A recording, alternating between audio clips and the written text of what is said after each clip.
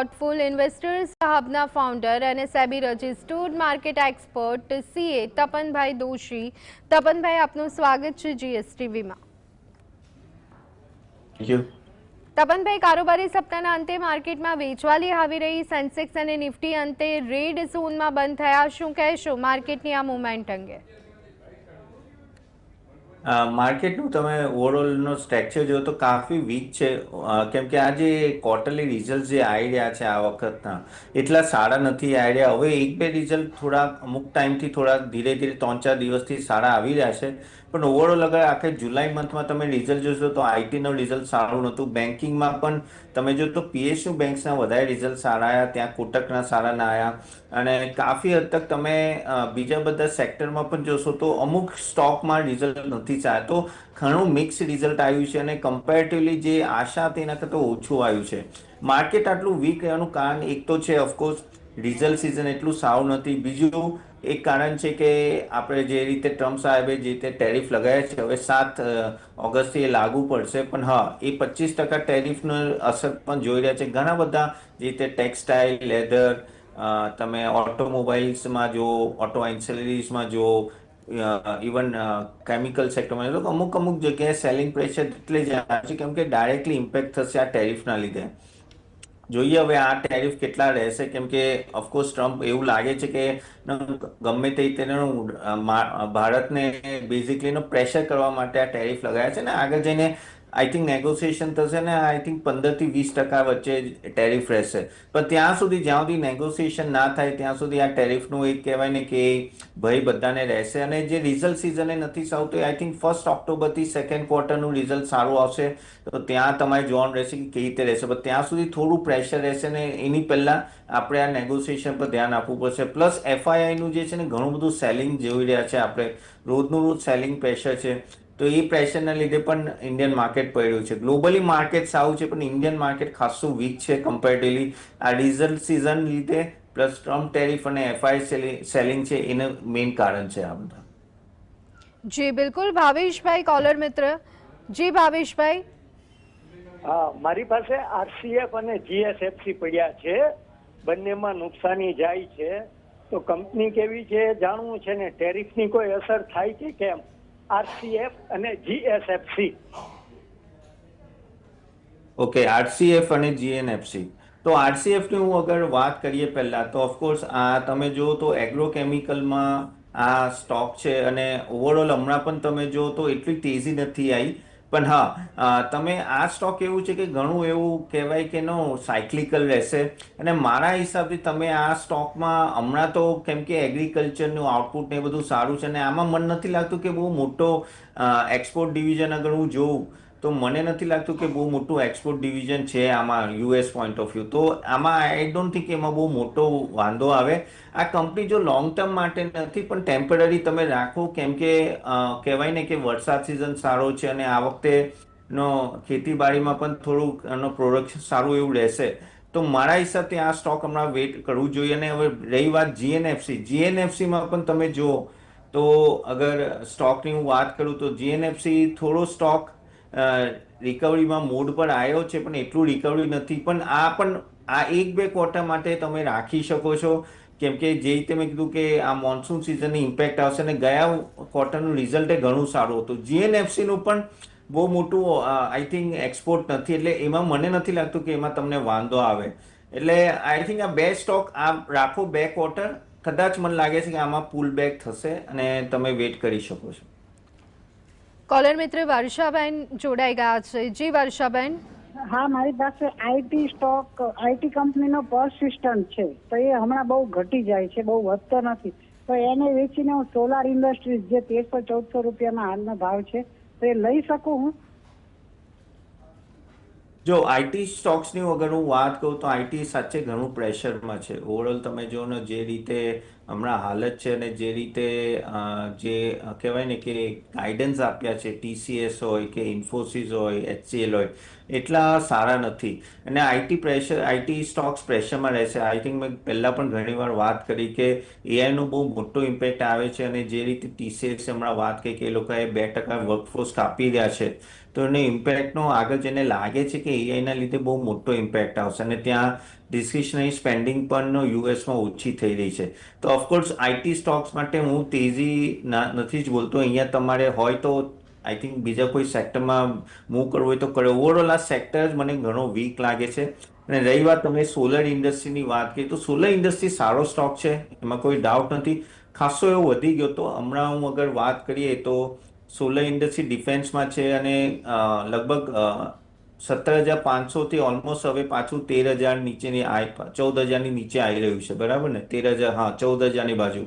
અને આ સ્ટોક સારો છે. થોડું તમે છે ને આમાં એસઆઈપી તરીકે લો, થોડા હમણાં લો, અને જેમ જેમ ઘટાઈ લેતા જાઓ. આ સ્ટોક ઓવરઓલ સારો છે, અને એમનું જે પ્રોફિટેબિલિટી જોવું અને અહીંયાથી જે સ્કોપ પણ મને સારા લાગે. તો હું 100% કહીશ કે હા, તમે આઈટીથી મૂવને સોલર ઇન્ડસ્ટ્રીમાં દર ઘટાડે બાય કરી શકો છો. ધવલભાઈ કોલર મિત્ર, યસ ધવલભાઈ. હા, કેસ્ટ્રોલ કંપની, જીએનએફસી કંપની અને મફતલાલ ઇન્ડસ્ટ્રી શેરમાં રોકાણ કરી શકાય? કેસ્ટ્રોલ, પહેલા કેસ્ટ્રોલની વાત કરીએ, જીએનએફસી અને મફતલાલ. ઓકે, તો પહેલા કેસ્ટ્રોલની વાત કરીએ. તો કેસ્ટ્રોલ તમને પણ નો, એકચ્યુઅલી આ કંપની સારી છે, એમાં કોઈ ડાઉટ નથી. અને પણ એક્સપેક્ટેશન હંમેશા હોય છે આ કંપનીમાંથી કે ના, આ સારું એવું પરફોર્મ કરશે. એના તમે આગળ પણ પ્રોબ્લેમ એ થાય છે કે પરફોર્મન્સ એવું આવતું નથી. તમે છેલ્લા 3 વર્ષની પણ તમે હિસ્ટ્રી જોશો ને, કે આ સ્ટોકમાં એટલું મુવમેન્ટ આવ્યો નથી, અને પ્લસ પ્રોફિટેબિલિટી અને સેલ્સમાં પણ એટલું મુવમેન્ટ નથી. અગર મારો મત હશે તો આઈ થિંક કેસ્ટ્રોલ ઇન્ડસ્ટ્રી તમે એવોઇડ કરો. કેમ કે હું આ કંપનીને બહુ વખતથી ટ્રેક કરું છું, એટલું મુવમેન્ટ આવતું નથી, અને પ્રોફિટેબિલિટી પર મુવમેન્ટ એટલું આવતું. તો આ મારા તરફથી એવોઇડ હશે. જીએનએફસી જે મેં વાત કરી, જીએનએફસી 1-2 ક્વાર્ટર માટે તમે હોલ્ડ કરો, પણ લાંબા સમય માટે હું ના પાડું છું એ માટે, કેમ કે એ પણ સાયક્લિકલ કંપની છે, ઘણું બધું નો ડિપેન્ડન્ટ હોય છે રેન અને એ બધા ઉપર. તો લોંગ ટર્મ માટે નથી, પણ હોલ્ડ અગર હોય તમે તો હોલ્ડ કરી રાખો. અને મફતલાલ ઇન્ડસ્ટ્રીમાં હું તો 1 મિનિટ, મફતલાલની અગર હું વાત કરું તો મફતલાલની અગર તમે જો તો સ્ટોક ઘણો ભાગ્યો, તો ઓલમોસ્ટ 17 રૂપિયાથી 200 સુધી પહોંચ્યું, પણ પછી હવે સ્ટ્રીમલાઇન છે, અને એનું પણ અગર જુઓ તો પ્રોફિટેબિલિટી ઠીકઠાક છે. અને પણ આમાં મેઇન એ જોવું પડે કે આપણે બહારનું કંઈ એક્સપોઝર નથી ને, ટેરિફનું કંઈ એક્સપોર્ટનું. તો એક્સપોર્ટ તો મને દેખાતું નથી એટલું. પણ આ સ્ટોક છે ને ખાસો સટ્ટાવાળો સ્ટોક છે, એટલે થોડું આમાં કેરફુલ રહેવું પડશે. નવી એન્ટ્રીની વાત નહીં કરું, જો હોય તો રાખો. થોડું આ ટેક્સટાઇલના સ્ટોક્સ પડી રહ્યા છે, તો એની ઇમ્પેક્ટ આના પર હજી પણ આવશે. નવી એન્ટ્રી ના લેતા હોય તો પકડીને રાખો, હોલ્ડ કરો. દિનેશભાઈ કોલર મિત્ર, યસ દિનેશભાઈ. નમસ્કાર સાહેબ, મારે નવું રોકાણ કરવું છે ને મેં 2 શેર પસંદ કર્યા છે, જેએસડબલ્યુ ઇન્ફ્રા અને એનટીપીસી ગ્રીન. તો બંનેમાં લાંબા ગાળાનું રોકાણ કરવું ફાયદાકારક રહેશે? તો પહેલા જેએસડબલ્યુ ઇન્ફ્રાની વાત કરીએ, તો જેએસડબલ્યુ ઇન્ફ્રા જેવી રીતે તમને ખબર છે કે પોર્ટ ઇન્ડસ્ટ્રીમાં છે, ને ઘણું સારું એનું કામકાજ છે. અગર તમે જો તો 2nd નંબરે આવે, પહેલું નંબર આવે તમારો અદાની પોર્ટ, 2nd નંબરમાં જેએસડબલ્યુ ઇન્ફ્રા આવે. અને આ સ્ટોક જો પોર્ટ ઇન્ડસ્ટ્રી ઘણું વધવાનું છે, પોર્ટના કારોબારી પણ ઘણું આગળ જઈને વધશે. અને કેમ કે આગળ જઈને આપણે થર્ડ લાર્જેસ્ટ ઇકોનોમી થશું, તો એટલું ઇમ્પોર્ટ એક્સપોર્ટ વધવાનું છે. તો જેએસડબલ્યુ ઇન્ફ્રા એમનું બેનિફિટ ડાયરેક્ટ આવશે. અને આ કંપની જેએસડબલ્યુ ગ્રુપ હેન્ડલ કરે છે, ઘણું સારું કામકાજ છે. તો હા, લોંગ ટર્મ માટે આ સ્ટોક હું ટ્રેક કરું છું, તો મારા હિસાબથી આમાં તમે રોકાણ કરી શકો છો. આઈ થિંક લોંગ ટર્મ ફાયદારૂપ રહેશે. બીજી વાત કરીએ એનટીપીસી ગ્રીનની. એનટીપીસી ગ્રીનમાં પ્રોબ્લેમ એ છે કે એનું વેલ્યુએશન ઘણું હાઈ છે. તમને યાદ હોય તો એ જે પ્રાઇઝે આઈપીઓ આવ્યો હતો, એ આઈપીઓનો પ્રાઇસ હજુ સુધી પાછો આવ્યો નથી, બરાબર. અને આમાં પ્રોબ્લેમ એ છે કે પહેલી એવી કંપની હતી જે ગવર્મેન્ટે એનો બહુ ઊંચા વેલ્યુએશનમાં આઈપીઓ લાયા હતા. અને આ ગ્રીન એનર્જીમાં પ્રોબ્લેમ એ થાય કે વેલ્યુએશન એકવાર હાઈ જતા રહે પછી એને સસ્ટેન કરવો અઘરું થઈ જાય. હજી પણ તમે ત્યારે પી રેશિયો ઓલમોસ્ટ 239 છે, હજી પણ જો તો 150નો પી છે. હું આ સ્ટોકને હમણાં ના પાડીશ, કેમ કે થોડું હજી વેઇટ કરો. પ્રોફિટેબિલિટી એટલી ઊંચી નથી આવી, હજી પણ મને સ્ટોક મોંઘો લાગે છે. તો એનટીપીસી ગ્રીન લોંગ ટર્મ માટે હું ના પાડીશ. JSW ઇન્ફ્રા તમે ઇન્વેસ્ટ કરી શકો છો. જી બિલકુલ. તો આ સાથે તપનભાઈ ડિફેન્સ સેક્ટરમાં જો 2 કંપનીઓના શેર્સમાં રોકાણ કરવું હોય તો તમે કયા 2 શેર સજેસ્ટ કરશો? ડિફેન્સ કંપનીઝના જો તમે આ વખતે જે રિઝલ્ટ આવ્યા ને ઘણા મિક્સ આવ્યા છે. જે તે મેઝાગોન ડોકને એનું રિઝલ્ટ સારું ના આવ્યું, એ નીચે આવ્યો. પછી હવે તમે ઝેન ટેકનોલોજી એ નીચે આવ્યો. તો છેલ્લા મહિનાથી ડિફેન્સ સ્ટોક ઘણા નીચે આવી રહ્યા છે ધીરે ધીરે. પણ ડિફેન્સ સ્ટોક ઓફકોર્સ આપણને ખબર છે એમ બહુ મોટું મેગા ટ્રેન્ડ છે, તો તમારે થોડું વેઇટ કરવું જોઈએ. અમુક સ્ટોક્સમાં જે સારા વેલ્યુએશનમાં તો લઈ શકો છો. તો અગર એમાં સેફ સ્ટોક્સ કહીશ તો હું ભારત ઇલેક્ટ્રોનિક્સ ઘણો સેફ સ્ટોક છે, એમાં તમે ઇન્વેસ્ટ કરી શકો છો. આઈ થિંક એનું રિઝલ્ટ સારું આવ્યું હતું આ ક્વાર્ટરનું, અને મને લાગે છે અહીંયાથી એ ઇલેક્ટ્રોનિક વાયરફ્રન્ટમાં નંબર 1 છે. રેડાર સિસ્ટમ ને એ બધા એક્સપોર્ટ પણ કહેતો એ એક છે. અને બીજો એક સેફ સ્ટોક છે તો HAL છે, તો HALનું પણ રિઝલ્ટ ઠીકઠાક આવે છે. તો એ 2 સ્ટોક કહીશ. બાકી બધા સ્ટોક્સમાં પણ તમારે જો ઇન્વેસ્ટ કરવું હોય ને તો રિઝલ્ટ જોઈને કરજો, કેમ કે ઘણા વેલ્યુએશન વધી ગયા છે ને રિઝલ્ટ એવા આવી નથી રહ્યા. એટલે થોડું વિચારીને ઇન્વેસ્ટ કરો. તો આપણે આ 2 સ્ટોક BEL ને HAL મારા તરફથી રહેશે. જી સુરેશભાઈ કોલર મિત્ર. જી સુરેશભાઈ. હા તપનભાઈ, મારી પાસે PD લાઇટ છે. PD લાઇટ 3000 રૂપિયાના ભાવના છે. એમાં લોસ જાય છે તો શું કરવું સાહેબ? રહેવું કે લોસ બુક કરવો? શું કરવું? PD light at the end of the day એ પણ તમને ખબર છે કે કહી શકાય કે કેમિકલ કંપની જેવી જ થઈ ગઈ છે આ. અને તમે જો ને તો કેમિકલ કંપનીઓ એટલા પરફોર્મ નથી કરી રહ્યા. અગર તમે છેલ્લા 2 વર્ષની પણ વાત કરો, વર્ષની વાત કરીએ તો આઈ થિંક એટલું પરફોર્મન્સ આવ્યું નથી. અને રિઝલ્ટ એ ઓકે આવે છે, એટલું ખાસ નથી. જો એ પહેલાં ઇનિશિયલી જે રિટર્ન આપ્યું હતું PD લાઇટે સ્ટાર્ટિંગમાં એક મલ્ટીબેગર સ્ટોક હતો, પણ પછી એવું કંઈ રિટર્ન આપ્યું નથી. છેલ્લા હું વાત કરું તો ઓલમોસ્ટ વર્ષ 1.5 વર્ષથી એ હવે એક રેન્જમાં રહ્યો છે. અને મને એવું લાગે છે કે હજી પણ થોડું આમાં 2-3 ક્વાર્ટર પ્રોબ્લેમ રહેશે, કેમ કે કેમિકલ સ્ટોક્સ બધામાં ઇશ્યુઝ છે. ઓવર સપ્લાય ને પ્લસ ચાઇનાનું પણ ડમ્પિંગ ચાલી રહ્યું છે, બરાબર. અને ઓફકોર્સ PD લાઇટનું આ ફર્નિચર સેક્ટરમાં એક ટાઈપનું મોનોપોલી છે બધું. પણ તો પણ મને એવું લાગે છે કે આઈ થિંક નવું ઇન્વેસ્ટમેન્ટ કરવું ના જોઈએ. અને જો કરંટ ઇન્વેસ્ટમેન્ટ હોય તો આઈ થિંક ઉછાળે તમારો ભાવ આવે તો નીકળો. મને એવું લાગે છે કે આના કરતાં બેટર છે તમે બેન્કિંગ સેક્ટરમાં જઈ શકો છો. NBFC કે FMCG પણ હવે ચાલે છે, ત્યાં શિફ્ટ થઈ જાવ તો વધારે સારું રહેશે PD લાઇટ કરતાં. જી રાજુભાઈ કોલર મિત્ર. યસ રાજુભાઈ. નમસ્કાર સાહેબ. આપણે જીનસ પાવર જે મીટર બનાવતી કંપની છે, જીનસ પાવર આ ભાવે લોંગ ટર્મ માટે લેવા યોગ્ય છે? અને બીજું સર, જીઓ ફાઇનાન્સ છે એ 250 રૂપિયાના ભાવના 1000 શેર છે, તો બીજા 1000 લેવા હોય તો આ ભાવે લેવા યોગ્ય છે? જીનસ પાવર અને Jio Finance. Thank you sir. Jio ફાઇનાન્શિયલની પહેલાં વાત કરીએ તો જીઓ ફાઇનાન્શિયલ તમે જો રિઝલ્ટ સારું આવ્યું હતું એટલે કમ્પેરેટિવલી એને હજી સુધી એના બધા સેગમેન્ટ પ્રોપરલી ઓપરેટ નથી થયા. એ તમે જો તો AMCમાં છે, બ્રોકિંગ બિઝનેસમાં છે, હવે આગળ જઈને ફાઇનાન્સમાં આવશે. અને આ બધા સેગમેન્ટ હજી હવે ચાલુ થયા છે. અને મને એવું લાગે છે કે આગળ જઈને આ પરફોર્મન્સ સારું એવું વધશે. ઓકે. અને હું આ સ્ટોક પર ઓલમોસ્ટ 220થી કાફી બુલિશ છું. મને હજી પણ લાગે છે કે આ સ્ટોક સારો છે. અહીંયાથી આઉટ પરફોર્મન્સ આવી શકે છે, કેમ કે આપણને પણ ખબર છે કે રિલાયન્સ ગ્રુપ ઘણા એગ્રેસિવ છે.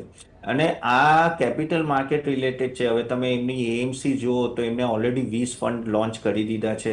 ઇવન હવે તમે બ્રોકિંગ બિઝનેસે હવે 1-2 ક્વાર્ટરમાં BlackRock સાથે ચાલુ થઈ રહ્યું છે, ત્યાંથી પણ રેવન્યુ ચાલુ થઈ જશે. અને ક્રેડિટમાં તો of course they have a database, કેમ કે એમનું જીઓ માર્ટ છે, રિલાયન્સ રિટેલ છે અને જીઓ ટેલિકોમ, એમાં જેટલો ડેટાબેઝ છે બધો આમને મળશે નહીં, જેનાથી એ પોતાના કસ્ટમર એક્વાયર કરી શકે છે. તો આ સ્ટોક હવે તમારે અગર લેવો પણ હોય તો 300ની આજુબાજુ બહુ સારું લેવલ હશે લેવાનું, અને લોંગ ટર્મ જાઓ, બીજા કરવા હોય તો એડ કરી શકો છો. અને બીજું જીનસ પાવરની વાત કરી તમે, તો જીનસ પાવર અગર જીનસ પાવર ઇન્ફ્રાસ્ટ્રક્ચરની વાત કરો છો તમે, તો જીનસ પાવર ઇન્ફ્રાસ્ટ્રક્ચરની વાત કરો તો દેખો આ જે કંપની છે મીટરિંગ અને એ બધાના સોલ્યુશન આપે છે, અને આ વર્ટિકલ સારો એવો હમણાં ઉપડ્યો છે અને આગળ જઈને ડિમાન્ડ રહેશે. એમાં કોઈ ડાઉટ નથી. તમે જો પણ આ સ્ટોક ખાસો એવો વધ્યો તો 40 થી પછી સીધો 450 10 ગણો થઈ ગયો હતો. પણ અગર હું પ્રોફિટેબિલિટી જોઉં ને બધી રીતે જોઉં તો સારો લાગે છે. ઇવન રેવન્યુ, પ્રોફિટ ગ્રોથ એ બધું સારું લાગે છે. આ વર્ષે એટલું તમને ગેઇન નથી મળ્યું, પણ આ એક એવો સ્ટોક છે જે તમારા પાસે હોય તો હોલ્ડ કરો, અને થોડું નીચે આવે તો ધીરે ધીરે લઈ પણ શકો છો. તપનભાઈ, એસબીઆઈના શેર્સની વાત કરીએ તો આપ શું એડવાઇસ કરશો? જો કોઈને અત્યારે ઇન્વેસ્ટ કરવું હોય તો આ શેરમાં ઇન્વેસ્ટ કરવા માટે આ યોગ્ય સમય રહેશે કે કેમ? આગળ જતા પહેલા સોરી, કદાચ ઇન્ટરનેટ કનેક્શન કટ થઈ ગયું હતું, પણ જીનસીસ પાવર આઈ થિંક મેં હા પાડી હતી કે એમાં તમે ઇન્વેસ્ટ કરી શકો છો, જીઓ ફાઇનાન્શિયલમાં પણ. રહી વાત એસબીઆઈ સ્ટેટ બેંક ઓફ ઇન્ડિયાની, તમે જે વાત કરો છો, ઓફકોર્સ સ્ટોક સારો છે, સારા વેલ્યુએશનમાં મળે છે, પણ છેલ્લા વર્ષથી વધ્યો નથી. પણ મને એવું લાગે છે કે અગર પીએસયુમાં અગર તમારે સેફ ઇન્વેસ્ટમેન્ટ કરવું હોય તો આ એક સ્ટોક છે. 25,000 કરોડનું હમણાં જ એમને બહાર પાડ્યું હતું, બોન્ડ્સ ઇસ્યુ કર્યો હતો ને ઘણો સારો એવો સબસ્ક્રાઇબ થયો હતો. બધી રીતે અગર તમે ક્રેડિટ ગ્રોથ જો તો અહીંયાથી ડબલ ડિજિટ ગ્રોથ લાગે છે, અને આગળ જઈને પણ એવું લાગે છે કે સારો એવું નો એડવાન્સીસ પણ થશે. અને અહીંયાથી કેવું છે કે ઇન્ટરેસ્ટ રેટ કટ સિનારીઓ છે કે બીજા ઓલમોસ્ટ 50 બેઝિસ પોઈન્ટ કટ આ વર્ષે જ થશે, તો એમાં એસબીઆઈને બેનિફિટ રહેશે. અને મારા હિસાબથી આ પીએસયુની એક રેલી આવી છે, એમાં એસબીઆઈએ પાર્ટિસિપેટ નથી કર્યું, પણ એક સેફ સ્ટોક છે. તમે પીએસયુમાં ઇન્વેસ્ટ કરો તો આઈ થિંક લોંગ ટર્મ માટે અહીંયાથી ઇન્વેસ્ટ કરી શકો છો. જી ભરતભાઈ, કોલર મિત્ર. જી ભરતભાઈ. હા નમસ્કાર સાહેબ, મારી પાસે જેએસડબલ્યુ આઈપીઓ સમયના છે, તો શું કરવું, ક્યાં સુધી ભાવ જવા દઉં? જેએસડબલ્યુ કયો કીધો? જેએસડબલ્યુ ફરી એકવાર જણાવશો સ્ટોકનું નામ?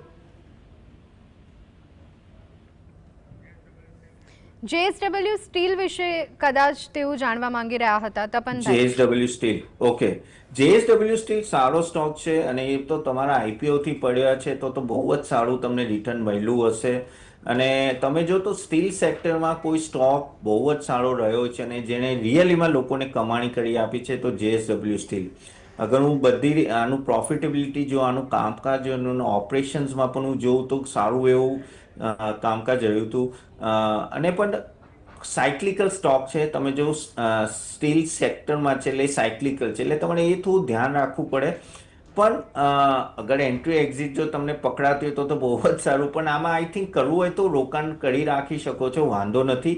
સ્ટીલ સેક્ટરમાં આજ મને એક સૌથી સેફ લાગે છે કે જે હોય તો રાખો. તો હમણાં સ્ટીલ સેક્ટરમાં થોડી તેજી દેખાય છે. લાસ્ટ ટાઈમનું જે જેએસડબલ્યુ સ્ટીલનું જે રિઝલ્ટ આવ્યું હતું એ પણ સારું હતું, તો મારા હિસાબથી આને હોલ્ડ કરો, હમણાં વાંધો નથી.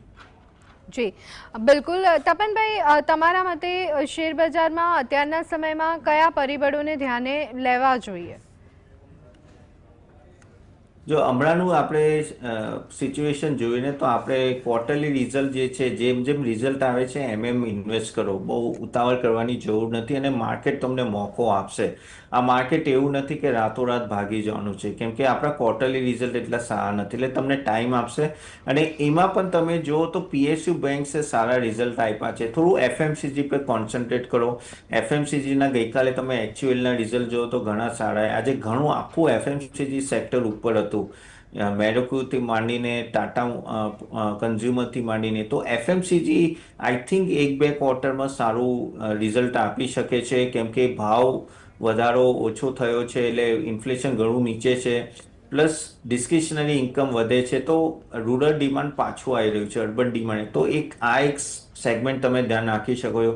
બીજો એક ઓટોમોબાઈલ્સમાં ટુ વ્હીલર પર ધ્યાન આપો, જે તે ટીવીએસ છે કે એ બધા ઉપર, કેમ કે મને લાગે છે કે આ જે ફેસ્ટિવલ સિઝન આવશે ત્યારે ડબલ ડિજિટ તેજી ટુ વ્હીલરમાં આવશે. અને આ વખતે વરસાદે સારો છે, એગ્રીકલ્ચર ઇન્કમે સારી છે, તો ત્યાં એક મોટો મુનાફો તમને જોવા મળશે. પીએસયુ બેંક્સ પર થોડું ધ્યાન રાખી શકો છો. અને ડિફેન્સમાં સિલેક્ટેડ તમે જેમ જેમ ઘટાઈ લેવું હોય તો લઈ શકો છો. જી બિલકુલ. તપનભાઈ, આગામી સમય માટે માર્કેટના રોકાણકારોને આપ શું એડવાઇસ આપશો? આગલે સમયે તમે ફેક્ટર જો જેમ જેમ રિઝલ્ટ આવે છે, ને પ્લસ તમે થોડું આ જે ટ્રમ્પના જે ટેરિફના ચાલી રહ્યા છે હમણાં સિનારીઓ, ઓકે, હવે કેટલું ટેરિફ લગાડશે એ તો આપણને ખબર નથી, પણ ઓવરઓલ એમાં જે સેગમેન્ટ્સ આવે છે, જે તે જ્વેલરી, જેમ્સ એન્ડ જ્વેલરી, પછી આપણે textile, leather, okay, even chemical ને એ બધામાં થોડું ધ્યાનથી ઇન્વેસ્ટ કરજો. હવે તો આજે પ્રોબ્લેમ એ થયો કે આજે ફાર્મા સેક્ટર પર એમને 17 કંપની પર કીધું કે એ લોકોએ ભાવ ઘટાડવાનો છે, યુએસની જે કંપનીઓ છે એના લીધે આજે તો અમે જો કે ફાર્માની કેટલી બધી કંપનીઓ આજે નીચે પડી. તો હવે ફાર્મા કંપનીઓ એ સારી છે, એમાં કોઈ ડાઉટ નથી, પણ હવે જો શું આવે છે, કેમ કે આજે સન ફાર્મા, સિપ્લાથી માંડીને બધી કંપનીઓ, હવે એ કંપનીઓ પણ સારી છે કે ખરાબ નથી. સન ફાર્માનું રિઝલ્ટ સારું નહોતું આવ્યું, પણ હા એ થોડો ફેક્ટર તમે ધ્યાનમાં રાખજો કે એ કયા કયા સેક્ટર પર વાત કરે છે. પણ એક લેવલે નીચે આવે ને તો તમે લઈ શકો, કેમ કે આ ટેમ્પરરી છે. મને નથી લાગતું કે આ કન્ટિન્યુ રહેશે, કેમ કે બહુ મોટો ટેરિફ પણ યુએસ માટે પણ સારું નથી. તો એ ઓપોર્ચ્યુનિટી તમે ગ્રેબ કરી શકો છો, ખાસ કરીને ફાર્મા સેક્ટર જો નીચે આવે તો ઇન્વેસ્ટ કરવા માટે. જી બિલકુલ. તપનભાઈ, આપે આજે જે સ્ટોક્સ અંગે ચર્ચા કરી તેમાં આપનું કોઈ કંપનીમાં રોકાણ ખરું કે કેમ? ના, આમાં કોઈ મારું રોકાણ નથી, પણ મારા ક્લાયન્ટ્સનું રોકાણ હોઈ શકે. Thank you so much Tapanbhai, GSTV સાથે જોડાવા.